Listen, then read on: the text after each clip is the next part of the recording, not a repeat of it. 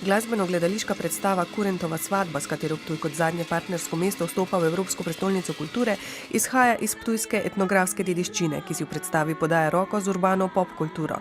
Literarno izhodišče pisatelja Zdenka Kodriča je mitološki kurent, zgodba, ki se vrti okoli ženitve dveh mladih ljudi, ki med svati srečujeta različne etnografske like, je splet realnega in mitskega.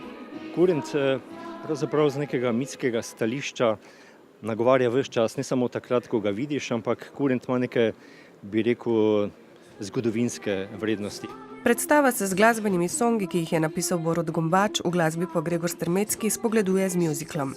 To ni mjuzikl, klasični mjuzikl broadwayskega tipa, ampak je nekaj med predstavo in koncertom.